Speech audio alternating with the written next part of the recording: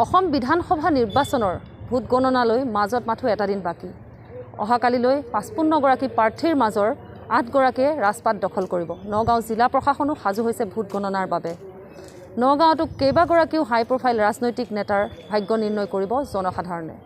অসম বিধানসভাৰ হৈ যোৱা সাধাৰণ নিৰ্বাচনৰ ভোট গণনালৈ মাজত মাথো এটা দিন বাকী।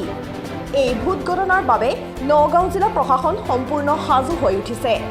কোভিড প্ৰটকল মানি আৰু নিৰ্বাচন আয়োগৰ নিৰ্দেশনা অনুসৰি জিলা প্ৰশাসনে কেতবোৰ বিশেষ ব্যৱস্থা গ্ৰহণ কৰিছে। জিলাখনৰ প্ৰথম পৰ্যায়ত 27 মাৰ্চত কলিয়াবৰ, চামগুৰি, ৰূপহীহাট, ঢিং, বটদ্ৰৱা আৰু দ্বিতীয় পৰ্যায়ত 1 এপ্ৰিলত ৰহা, নগাঁও সদৰ, বৰহমপুৰ বিধানসভা সমষ্টিত অনুষ্ঠিত হোৱা নিৰ্বাচনত মুঠ 55 গৰাকী প্ৰাৰ্থীৰ 2 মে'ত ভাগ্য নিৰ্ণয় হ'ব। জিলা প্ৰশাসনে 4টা কেন্দ্ৰত ভোট গণনাৰ বাবে ব্যৱস্থা গ্ৰহণ কৰিছে।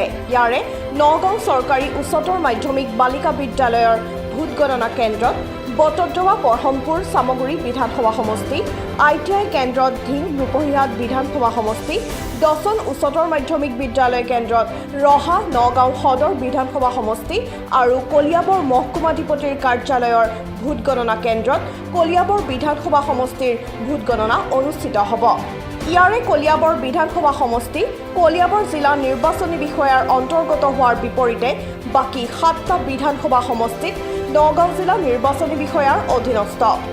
নগাঁও জিলা প্ৰশাসনে ভোট গণনাৰ কেন্দ্ৰসমূহত নিৰাপত্তা ব্যৱস্থা কটকটীয়া কৰাৰ লগতে কোনো কাৰণতে যাতে কোভিড প্ৰটকল ভংগ নহয় তাৰ বাবে বিশেষ ব্যৱস্থা গ্ৰহণ কৰিছে।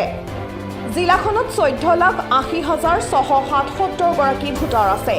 ইয়াৰে 7,53,372 গৰাকী পুৰুষ আৰু 7,27,305 গৰাকী মহিলা ভোটাৰ আৰু 58 গৰাকী তৃতীয় লিংগৰ ভোটাৰ আছে। জিলাখনৰ সামগ্ৰিক ভোটদানৰ হাৰ প্ৰায় 84.43%। জিলাখনৰ 55 গৰাকী প্ৰাৰ্থীৰ ভিতৰত 6 গৰাকী বিধায়কৰ ভাগ্য EVMত বন্দী হৈ আছে। এইসকল হ'ল মন্ত্ৰী কেশৱ মহন্ত, প্ৰাক্তন মন্ত্ৰী ৰকিবুল হুছেইন, বিধায়ক ৰূপক শৰ্মা, নুৰুল হুদা, আমিনুল ইছলাম আৰু আঙ্গুৰলতা ডেকা। জিলাখনৰ 8টা বিধানসভা সমষ্টিত মুঠ ভোটদান হয় 84.43%। জিলাখনৰ 8টা বিধানসভা সমষ্টিৰ ভিতৰত 82 নং ৰহা বিধানসভা সমষ্টিৰ 2,17,582 ভোটাৰ আছে।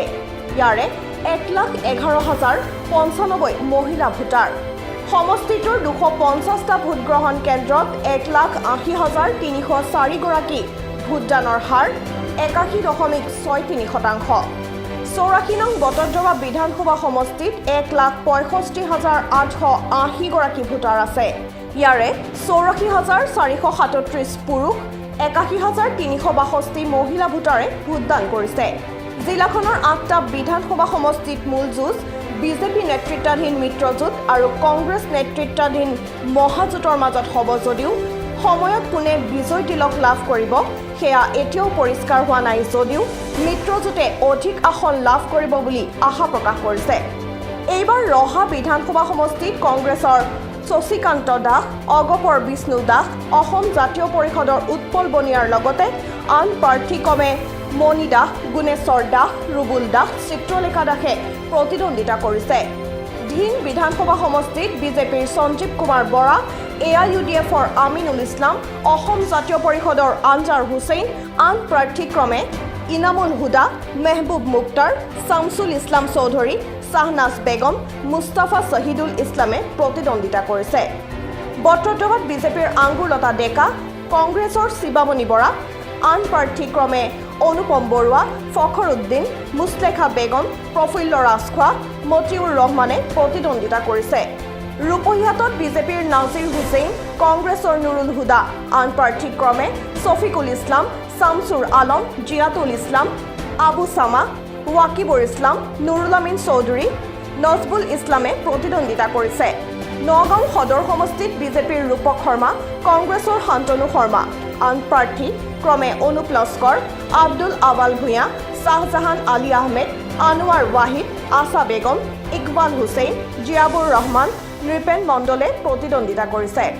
চামগুৰি বিধানসভা সমষ্টিত বিজেপিৰ অনিল শইকীয়া, কংগ্ৰেছৰ ৰকিবুল হুছেইন, আন প্ৰাৰ্থী ক্ৰমে আবিদুৰ ৰহমান, প্ৰাণজিৎ ভৌমিকে প্ৰতিদ্বন্দ্বিতা কৰিছে। কলিয়াবৰ বিধানসভা সমষ্টিত অগপৰ কেশৱ মহন্ত, কংগ্ৰেছৰ প্ৰশান্ত শইকীয়া, অসম জাতীয় পৰিষদৰ মুকুল বৰুৱা, নিৰ্দলীয় ভাস্কৰ শৰ্মাই প্ৰতিদ্বন্দ্বিতা কৰিছে। এইসকল প্ৰাৰ্থী আৰু সমৰ্থকসকলে এতিয়া উৎকণ্ঠাৰে 2 মে'লৈ অপেক্ষা কৰিছে। প্লাবিতা হাজৰিকাৰ ৰিপৰ্ট, DNA নিউজ।